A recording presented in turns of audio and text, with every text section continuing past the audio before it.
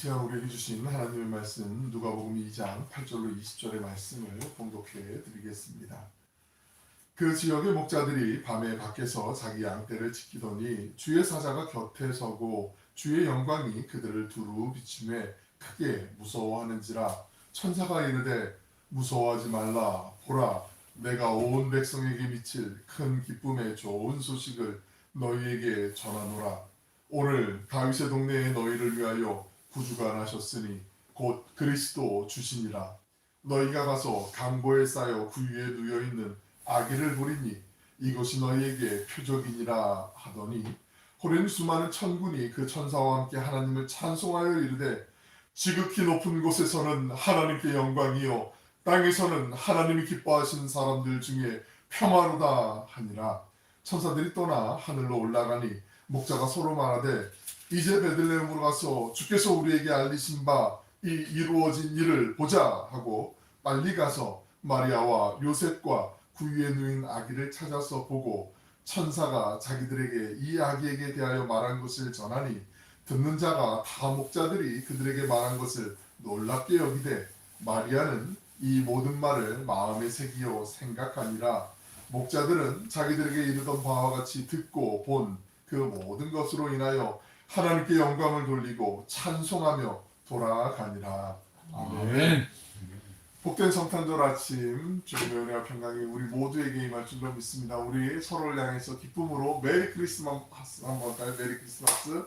메리 크리스마스. 메리 크리스마스. 네, 박수 치시고 메리 크리스마스. 네, 온라인으로 계신 분들도 메리 크리스마스입니다. 우리가 살면서 어떤 소식이라는 단어, 소식이라는 말, 소식이라는 단어만큼 우리의 가슴을 좀 이렇게 두근거리기도 하고 뛰게도 하는 것들이 많이 없죠. 합격의 소식도 있을 것이고, 뭐 취업의 소식도 있을 것이고, 또 사랑하는 자녀가 태어났다는 소식처럼 여러 가지 소식들을 우리가 들으면서 또 기대하면서 살아가고 그 좋은 소식들을 기다립니다. 그런데 안타깝게도 우리가 사는 이 세상은 그런 좋은 소식만 있는 게 아니죠. 들을 때 좋은 것 같은데 나중에 뒤돌아서 보니까 곰곰이 생각해 보니까 이게 좋은 소식이 아닌 경우들도 종종 왕왕 있을 수가 있어요.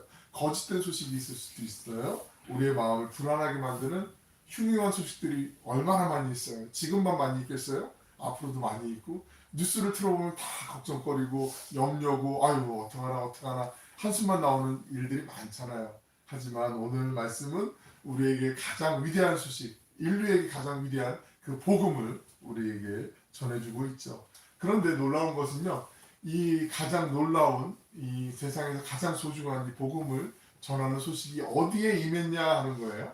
이 소식이 어디에 전해졌을까? 이때 당시에 말씀이 증거될 당시에 가장 힘이 센 권세가 가장 있었던 로마의 황제가 있었던 그 궁궐이 아니라, 아니면 유대인들의 우리가 하나님에 대해서 우리만큼 잘하는 사람 없어 하는 그 제사장들이나 뭐 율법학자들이 있는 곳이 아니라 그냥 빈들, 들판에 양을 치던 목자들이 있는 그곳에 이 기쁨의 소식, 가장 좋은 소식이 임했었다는 거죠.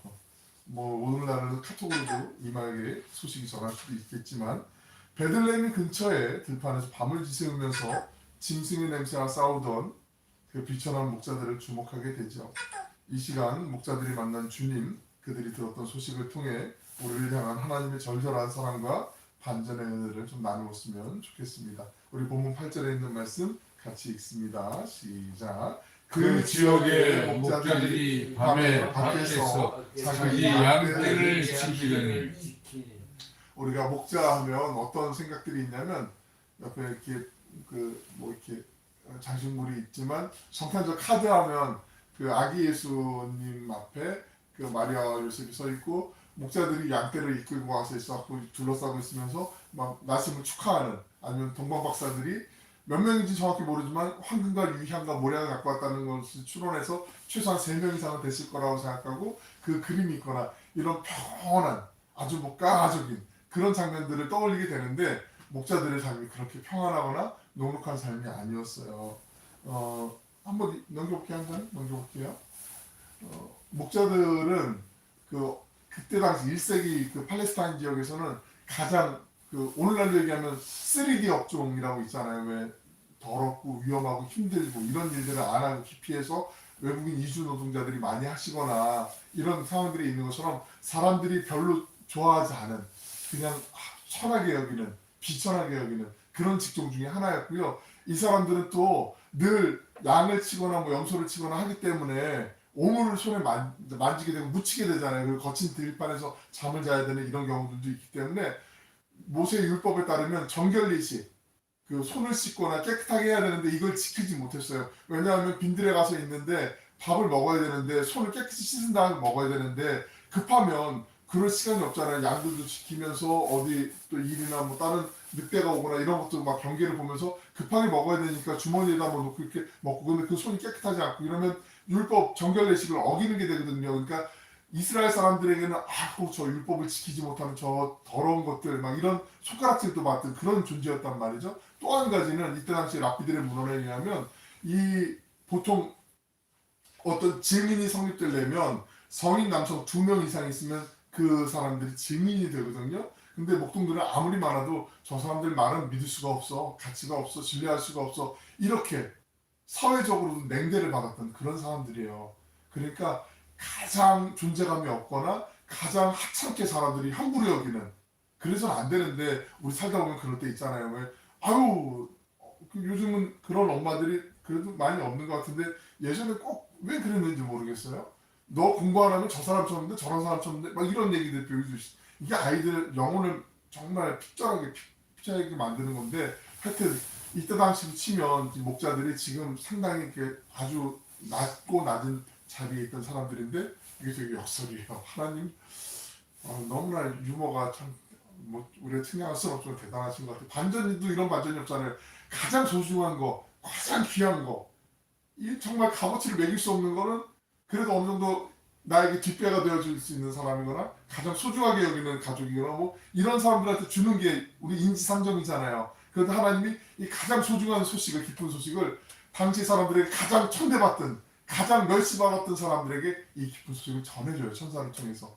역설도 이런 역설이었거든요. 바꿔 얘기하면 내 삶을 돌이켜보고 우리 가족을 돌아볼 때 하나님 우리 왜 이렇게 예수님 믿는데 왜 형통하게 안 해주실까? 왜 복을 안 주실까? 이런 경우들이 있을 수 있거든요. 근데 아니에요. 하나님이 우리를 만나 주셨잖아요. 우리를 예수님을 보내주셨잖아요. 그리고 우리가 예수님을 구주로 만나잖아요. 세상에 이것보다 소중한 선물이 없거든요. 하나님이 어떻게 나에게도 이런 귀한 소중한 선물을 주셨을까? 로마의 황제도 이게 지가 받지 않으면 이 소중함을 모르는 소중한 정말 귀한 것인데 이거 우리에게 주셨구나. 그 생각을 바꾸면 이건 너무나 기쁨과 감사의 찬송이 넘쳐날 수밖에 없는 반전인데 하나님이 일단은 이 목자들에게 이 선물을 주셨다라는 거 우리가 기억하시고 내가 혹시라도 이런 처지에 있다라고 생각할 때 절대로 기죽지 마시고 힘을 내시면 돼요. 목자들에게 찾아오신 주님이 오늘 우리에게도 그 마음에게도 찾아와 주신다라는 거죠. 그 마리아에게도요 하나님은 그 변두리의 인생들에게 찾아오신 것처럼 마리아에게도 이 낮은 자를 향한 긍휼의 마음을 예수님이 하나님이 전해주고 계세요. 마리아는 자기의 그 마리아의 창가이잖아요. 우리가 이 앞쪽에 있는 건데 그 주께서 이 비천한 여종을 돌보셨다라고 고백하기도 하고 예수님의 그 누가복음에서 첫 번째 설교는요 가장 가난한 사람들, 가장 낮은 사람들을 향해서 끊임없이 흘러가는 낮고 낮은 데를 찾아서 흘러가는 복음의 메시지가 누가복음의 핵심이기도 하고 특징적인 메시지이기도 해요. 그러니까 누가복음도 우리가 성경을 골고루 많이 읽는 게 중요한데 고루고루 읽는 것도 중요하거든요. 그러니까 한번 잘 보시면 가장 좋겠는데 나는 가치 없는 존재인가 이렇게 갸우뚱하던 사람들에게 아니야. 너만큼 보배롭고 존귀한 사람이 없어라고 우리에게 들려주시는 그 말씀이 누가복음 안에 많이 녹아있다라는 거죠. 하나님이 왜 목자들을 택하셨을까? 제가 설교 때 몇 번 말씀드렸는데 광야를 히브리어로 미드바르라고 하거든요. 하나님의 말씀은 따바르라고 해요. 따바르. 한번 넘겨볼게요. 히브리어 한번 공부를 해보실게요. 뭐 쓸지는 모르지만 그래도 광야는 미드바르라고 하고 하나님의 말씀은 따바르라고 하는데 이 광야에서 밤새 노숙하면서 양을 치던 그 목동들에게 그 광야에서 천사들이 그 복음의 메시지를 전해줬어요. 우리의 마음이 때로는 빈들과 같고 광야도 같을 때가 있을 때 그때 우리가 살아날 수 있는 유일한 길은 다른 거 없어요. 뭐게요? 그게 하나님의 말씀. 하나님의 말씀을 붙잡으면 광야 같은 그 척박한 곳에서도 우리가 살아날 수 있어요. 힘을 얻을 수가 있어요. 오늘 광야에 그 빈들에 예루살렘 근처에 빈들에 북자들에게 찾아왔던 그 천사의 복음의 메시지가 전해졌던 것처럼 우리의 마음 속에도 우리의 삶 속에도 광야에서도 하나님의 말씀을 준비해 주셨다면 우리가 잘 나갈 때 우리가 평안할 때도 하나님의 말씀은 흘러넘치겠죠. 하나님의 말씀이 생명력이 있잖아요. 역동적이잖아요. 생수의 강처럼 막 흘러넘치잖아요. 그렇기 때문에 우리에게도 하나님의 말씀이 흘러온다는 거 기억해 주시면 좋겠어요. 천사가 전한 말씀의 핵심이 11절과 12절에 있거든요. 우리 이 말씀을 한번 같이 읽어보겠습니다. 시작. 오늘 다윗의 동네에 너희를 위하여 구주가 나섰으니 곧 그리스도 주시니라. 너희가 가서 방고에 쌓여 구유에 누워있는 아기를 보라니 이것이 너희에게 표적이라 하더니. 여기서 우리가 좀 주의 깊게 보셔야 될 세 가지의 단어가 있어요. 정말 중요한 단어인데 천사가 아기 예수님을 가리켜 세 가지 정말 엄청난 칭호를 얘기해요. 첫 번째는 구주가, 그리고 그리스도, 그리고 주. 구주는 히라보로 소테르라는 단어고요. 그리스도는 크리스토스, 주는 퀴리오스라고 하는데 구주는 말 그대로 우리를 죽음에서 건져주실 유일한 구원자. 그리고 그리스도는 구약 성경에서 얘기한 기름 부음 받은 자, 바로 메시아를 얘기하는 거고 오실의 왕. 그리고 주님은 이때 당시에 로마 황제가 있었던 우리의 주시오라고 사람들이 얘기할 때는 로마 황제를 지칭하는 건데 아니다. 만왕의 왕, 만왕의 주님은 바로 예수님이시다라는 걸 천사가 이렇게 소식을 들려준 거예요. 이게 우리는 너무나 익숙한 단어이기 때문에 뭐 당연하지라고 생각할 수 있는데 이때 당시에는 함부로 쓸 수 없는 표현이었거든요. 그런데 이 표현을 그렇게 사용한단 말이죠. 그리고 천사들에게 이 표적을 보여줘요. 그런데 재밌는 게 표적 그러면 우리가 그래? 그럼 어떤 표적이 우리에게 보여질 텐데 하고 기대하게 되잖아요. 예를 들어서 뭐 하늘에 하다못해 천둥 번개라도 막 마른 하늘 날벼락이라도 한번 꽝 치든지 아마 하늘이 한번 반까지는 아니어도 한 3분의 1 정도 살짝 열렸다가 봐 예수님이 지금 나섰어? 이 정도야? 막 이렇게 한번 우리가 경험해보지 못했던 체험해보지 못했던 어떤 기이한 현상들을 표적을 보여주면 그래 정말 하나님이 이 땅에 오셨구나 생각할 수 있는데 가서 니들이 표적을 볼 거야. 근데 그 표적이 동물이 먹는 그 밥그릇 구유야 라고 이렇게 얘기하는 거죠. 구유. 이것도 좀 세련되게 만들어 놓은 구유 그림인데 이 구유에 예수님이 누워 계시는 거예요. 가장 연약한 다른 어떤 부모님이나 또 다른 사람 도움이 없으면 어떻게 몸을 가눌 수도 없는 그런 어린아이의 응애응애하는 그 모습으로 우리에게 찾아오시는 거죠. 정말 어디까지 낮아질 수 있을까 싶을 정도로 낮고 낮은 곳에 내려오신 그 주님의 낮아지심을 우리에게 보여주시는 거죠. 베들레헴 잘 아시는 단어잖아요. 몇 번 말씀을 드렸지만 베들레헴은 베트라고 하는 집이라고 하는 단어와 레헴이라고 하는 식물 혹은 빵, 떡이라고 하는 단어가 같이 두 개가 합성된 말이라고 그랬잖아요. 베들레헴 한번 넘겨볼게요.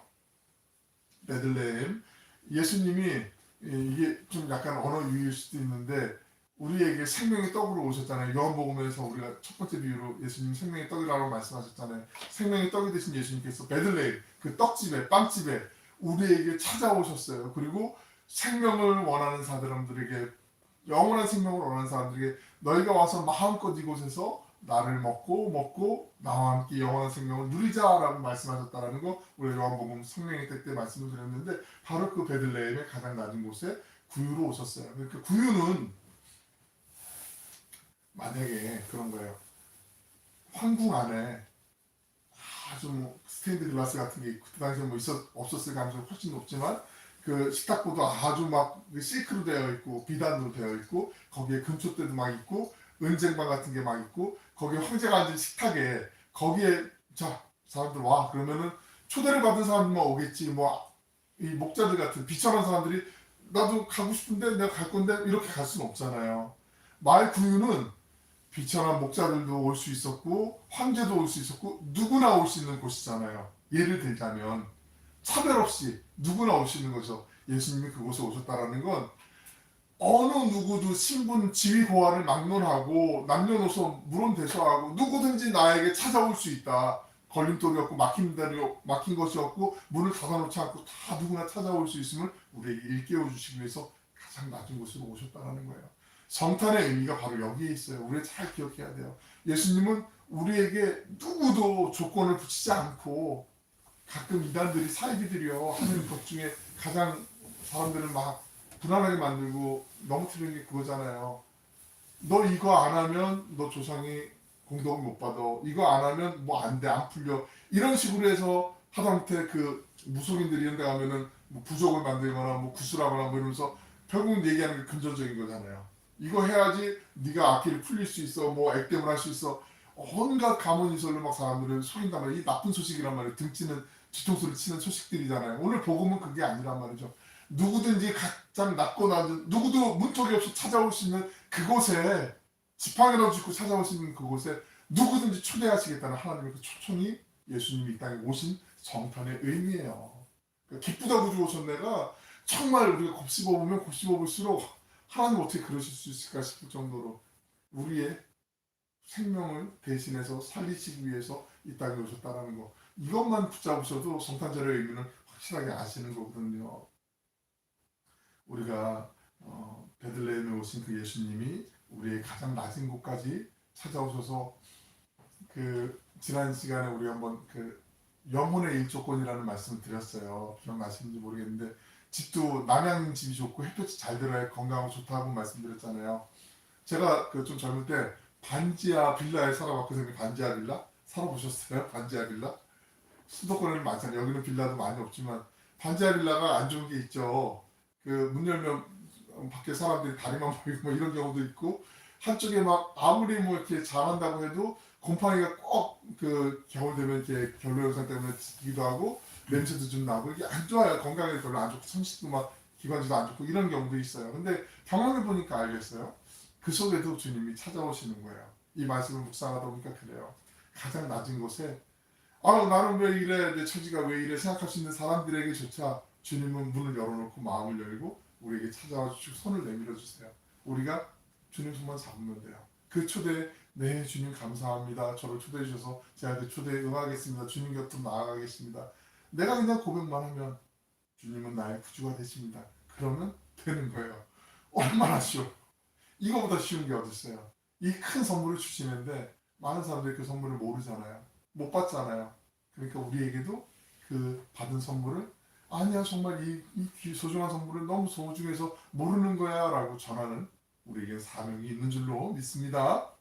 이 소명 꼭 전하셔야 돼요. 사랑하는 가족부터 이웃부터 모든 사람들에게 전해야 돼요.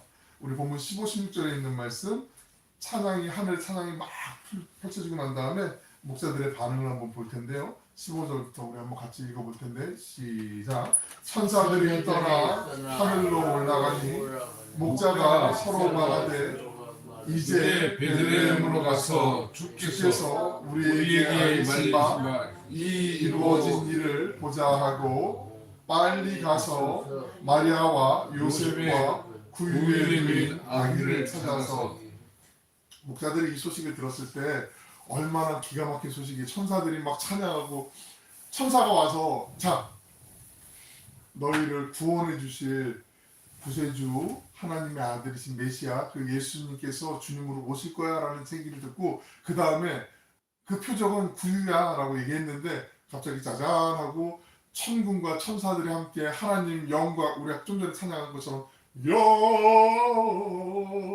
이 글로리 막 하나님의 영광을 돌리는 찬양을 막 해요. 그러면 이 여운이 얼마나 오래가요. 그 가끔 이렇게 라이브로 공연하는 오케스트라 공연 같은 거 보시면 보셨죠? 뭐 군악대 밴드든 뭐든 이런 거 막 멋지게 연주하는 거 보면 그 감동이 막 있잖아요. 몇 초간이나 몇 초나 뭐 몇 분이나 이렇게 있어갖고 엊그제 부산에서 정명훈 씨가 지휘하고 그 오페라 카르멘인가 뭘 공연했다고 정확히 그냥 기사만 봤는데 관객들이 너무나 그 황홀해가지고 감동해서 15분 동안 기립박수를 쳤대요. 15분 동안. 15분 정도는 박수 쳐줘야지 이런 표정으로 보시는 것 같은데 그 보통 박수를 그 정도 얼마나 연주를 잘해서 감동이 돼서 그렇게 쳤겠어요. 하늘의 천군 천사가 찬양하라고 막 그랬으면 우리는 도저히 가늠할 수 없는 천국에 가서나 맛볼 수 있는 그 스케일이거든요. 그러고 나면은 이 아마 목자들의 마음속에는 우리 평생에 어떻게 이런 걸 봤어? 너 봤지? 그럼 봤지. 막 서로 얘기하면서 그 막 여운을 막 계속 곱씹어 보느냐 막 그러지 않겠어요? 근데 목사들이 그러지 않았다는 거죠. 말씀 보면 빨리 가서 16절에 빨리 가서 마리아와 요셉과 부위에 누인 아기를 찾아서라고 얘기해요. 그러니까 우리가 머뭇거릴 시간이 없다는 거죠. 지체할 필요가 없다는 거죠. 하나님의 은혜가 늘 언제나 우리 안에 이렇게 역동적인 은혜가 흘러가고 있기 때문에 하나님의 그 은혜를 내가 지금 체험했으면 그 여운을 나만 갖고 있는 게 아니라 빨리 전하는 거. 이게 소중함을 우리에게 다시 한번 보여주는 거죠. 그런 사람들에게 천국의 기쁨이 임하는 거죠. 목자들이 아기를 보며 어떻게 했는지 17절에 있는 말씀 우리 함께 읽어볼게요. 시작. 보고 천사가 자기에게 이 아기에 대하여 말한 것을 전하니. 이 말한 것을 전한다고 할 때 그 마지막에 전하니라는 단어를 한번 주목해 보시면 오네요. 아까 목자들이 어떤 사람이라고 제가 세 가지를 말씀드려서 특징적인 걸, 목자들은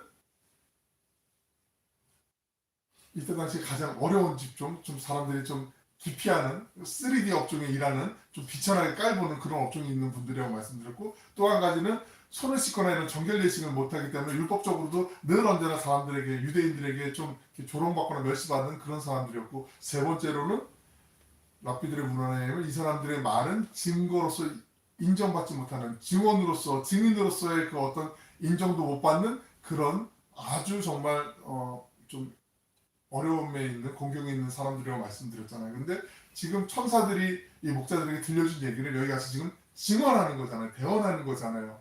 그 말씀을 전하니 할 때 내가 증인된 입장에서 천사들이 우리에게 이 말씀을 주셨어요 라고 지금 가서 사람들이 있는 곳에 가서 전하는 거예요. 그 말씀을 들었을 때 사람들의 마음이, 이 사람들은 증인으로서 효력이 없는 사람들임에도 불구하고 그 얘기를 듣자 마음속에 파동이 일어나는 거예요. 아, 정말 예수님이 이분이시구나. 우리에게 오실 그 메시아가 바로 이분이시구나. 우리를 구원해 주실 주님이 바로 이분이시구나. 우리의 만왕의 왕, 만군의 주 되시는 분이 바로 이분이시구나 라고 구세주라는 것을 고백하게 돼요. 그러면서 점점 사람들의 마음속에 그 잔잔한 파동이 마치 복음의 나비 효과처럼 흘러가게 돼서 오늘 우리에게도 지금 전해지는 거잖아요. 마리아가 그 아마 마음이 흔들렸을지도 모르겠어요. 왜냐하면 그 19절에 보시면, 19절 한번 다시 잠깐 보시면, 마음의 색이여, 19절 말씀에 보시면 여기 나와 있죠. 한 장 넘겨볼까요? 그 다음 장에 없나요? 19절 말씀 제가 뺐나 봐요.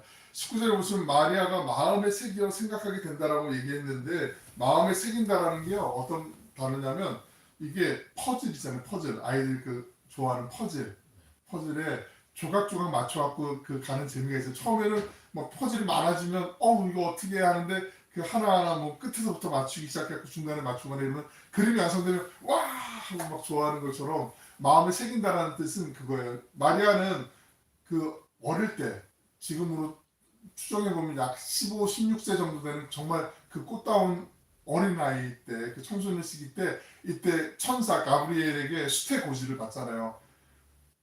하나님의 은혜를 입은 자여, 너에게 이제 예수님이, 아기 예수가 태어날 것이고 이름을 임마누엘이라 하라는, 그 너에게 이제 예수님이 태어날 거야 라는 천사로부터, 가브리엘로부터 그 얘기를 들어요. 그 얘기를 듣고 난 다음부터 점점 배가 오르기 시작하고요. 지금 예수님을 출산을 했잖아요. 근데 출산하고 난 다음에 지금 목자들이 와가지고 예수님의 나심을 우리의 구세주로, 우리의 메시아로, 우리의 주님으로 오셨습니다라는 그 천사들의 소식을 전하는 걸 듣게 되자 마음에 새긴다라는 건, 1년에 나에게 일어났던 이 모든 과정들이 이제 퍼즐과 같이 다 맞춰진 거예요. 정말 하나님이 하셨구나. 하나님의 전하심을 찬양합니다. 그러는 장면이 바로 이 마음에 새긴다라는 단어거든요. 그러니까 이 마음의 그 마리아 속에는 그 울림이 얼마나 깊었겠어요. 그러면서 점점 그 울림이 전해지는 거죠. 그 옆에 있는 사람이 요셉에게도, 그리고 주변에 있는 사람들에게도 예수님의 오심을 기뻐하게 되는 거죠. 마지막 20절에 있는 말씀 우리 같이 한번 읽어보겠습니다. 시작. 목자들은 자기들에게 이르던 바와 같이 듣고 본 그 모든 것으로 인하여 하나님께 영광을 돌리고 찬송하며 돌아가니라. 하나님께 영광을 돌리고 돌아간다라고 얘기해요. 이 돌아가니라라는 단어가 제 마음속에 좀 많이 이렇게 머물러 있었어요. 이 말씀 묵상하면서 이들이 돌아가는 자리는 기뻐와서 돌아가는 자리였지만 돌아간 자리가 바뀌었을까요? 안 바뀌었을까요? 그들이 일하던 그 일터가 바뀌었을까요? 안 바뀌었을까요? 질문이에요. 질문. 그들이 돌아갈 때 돌아간 곳이 자 이제 천사도 만났어요. 하나님의 기쁜 소식을 들었어요. 내가 복음을 받았어요. 내가 구원을 받았어요. 그러면 짜장 안 하고 좀 삶이 바뀌어야 될 것 같은데 가면 그냥 삶은 여전히 그 자리, 그 모습 그대로예요. 나는 은혜를 받았는데 구원받은 감격이 있는데 가면은 똑같아요. 그걸 잘 기억하셔야 돼요. 우리가 은혜를 받고 구원을 받으면 뭐가 다 바뀌어져야 될 것 같은데 바뀐 게 없어요. 마치 반대로 얘기하면 어떤 분이 막 정말 나쁜 소식을 들어서 정말 하늘이 무너지는 것 같은 병원에서 청천벽력의 소식을 듣고 병원 문 밖을 나왔는데 내가 들어갈 때 사람들 왔다 갔다 하는 거나 나갔을 때 사람들 왔다 갔다 하는 거나 바뀐 거 아무것도 없는데 내 마음은 바뀌었잖아요. 내 상태는 바뀌었잖아요. 내 생각은 바뀌었잖아요. 그거에 반대되는 모습. 지금 구원의 기쁜 소식을 듣고 감사하면서 감격하면서 으쌰으쌰 하는데 나가서 보는데 여전히 짐승의 똥을 치워야 되고 짐승을 보호해줘야 되고 거친 들에서 정결 예식을 너희들은 지키지 못한 이 더러운 것들 막 이러면 비아냥도 듣고 막 조롱도 들으면서 급하게 막 음식도 먹고 양을 쳐야 되는 이런 목자의 신세, 그 모습은 바뀐 게 없어요.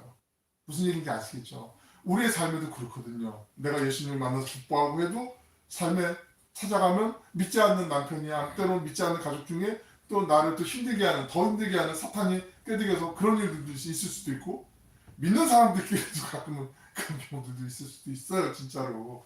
그리고 삶의 현장이 직장에서 난 열심히 성실하게 하려고 하는데 예수 믿는 것 때문에 미움털 박혀갖고 저런 꼭 회식 자리 갖고 분위기 잡치게 막 이런 얘기 상사로 좀 듣는 경우도 있을 수도 있고, 그죠? 예수님 믿는다는 걸 내가 얘기하면 잘해야 되잖아요. 넌 예수 믿는다면서 이러면서 오히려 더 빈정거리는 경우들도 있고, 삶의 자리가 바뀌지는 않았어요. 그런데 지금 보세요. 목자의 모습이 왼편 그림에는 여태까지는 내가 땅을 보면서 지금 살아갔지만 이제는 내 마음속에 내가 처음 했던 그 주님을 만나고 하나님의 음성을 듣고 천사들의 모습을 보니까 이제는 하늘을 바라보면서 땅에 살지만 하늘을 바라보면서 오른쪽에 그림 보면 살아가는 그 목자의 모습이 바뀐 거죠. 상황은 현실은 바뀐 게 없어요. 그런데 내가 바뀐 거예요. 내 마음이 바뀐 거죠.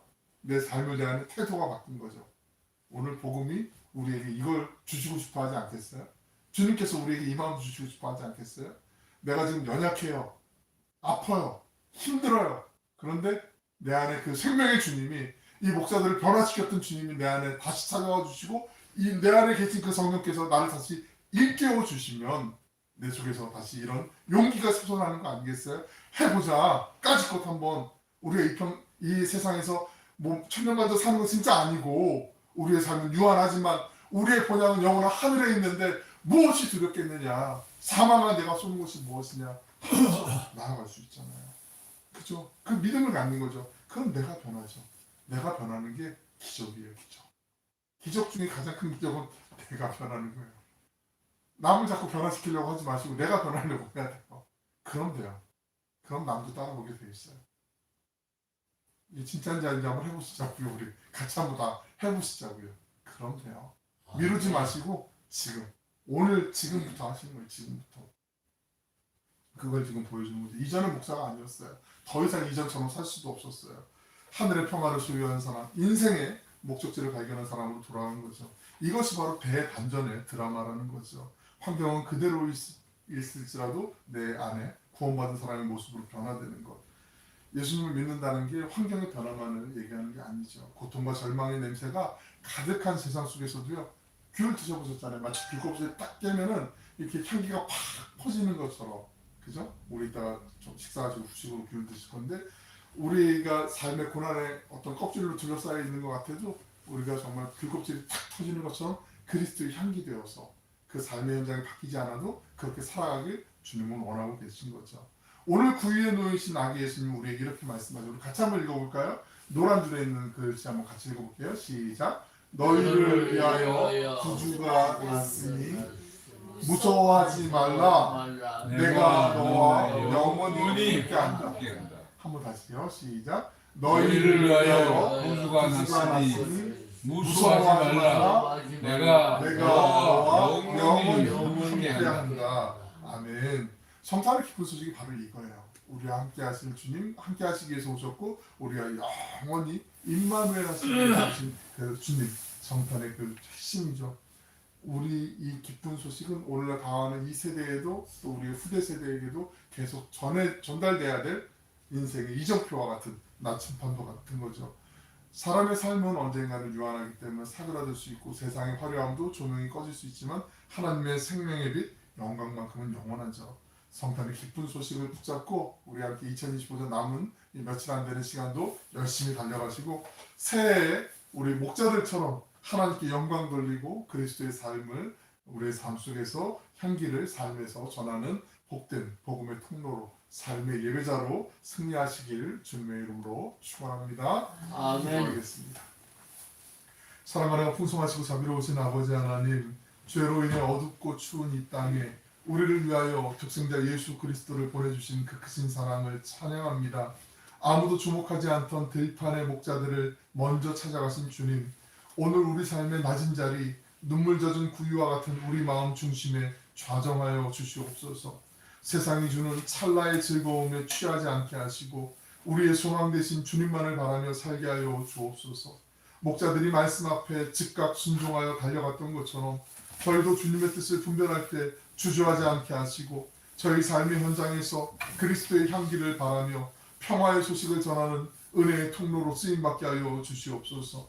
이 기쁜 소식이 우리의 사랑하는 가족에게, 자녀들에게, 고난 중에 있는 이웃들에게, 그리고 저 북녘 땅의 동포들에게 온누리 열방까지 흘러가게 하여 주시옵소서. 우리를 위하여 구주로 오신 예수 그리스도의 이름으로 간절히 기도드리옵나이다. 아멘. 아멘.